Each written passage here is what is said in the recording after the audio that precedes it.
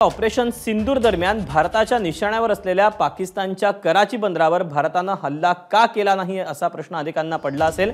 मात्र लष्कराने या कृतीतून एक महत्त्वाचा संदेश दिल्याचं दिसतंय। कराची ज्या प्रांताची राजधानी आहे त्या सिंध प्रांतातही फुटीरतावादी चळवळ सुरू आहे। कारण पाकिस्तान समाज असो किंवा प्रशासन, लष्कर असो किंवा सरकार, सगळीकडेच पाकिस्तानी पंजाबचं वर्चस्व आहे आणि म्हणूनच कराचीवर हल्ला न करून भारताने पाकिस्तानी सरकारला मोठा इशारा दिला आहे का अशी चर्चा सध्या सामरिक वर्तुळात सुरू आहे।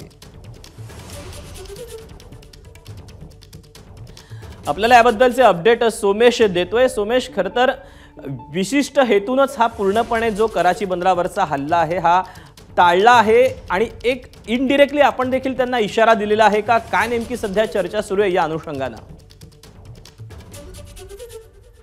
पाकिस्तानातील सिंध प्रांताने अनेकदा सिंधू देश, स्वतंत्र सिंधू देशाची मागणी केली आहे आणि त्यामुळे या सिंध प्रांतातील असंख्य व्यापाऱ्यांचे व्यापार हे कराचीच्या बंदरातून चालतात।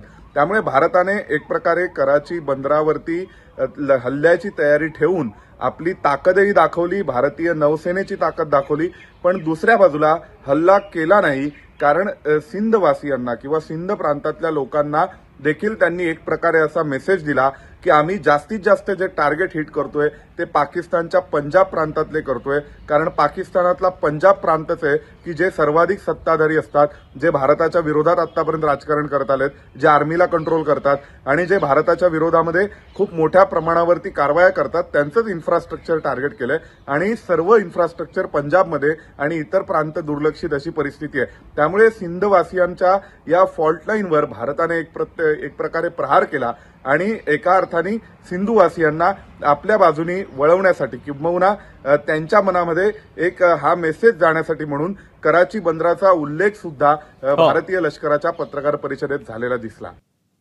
नक्कीच सोमेश, धन्यवाद दिलेल्या सगळ्या सविस्तर माहितीबद्दल। एबीपी माझा, उघडा डोळे बघा नीट।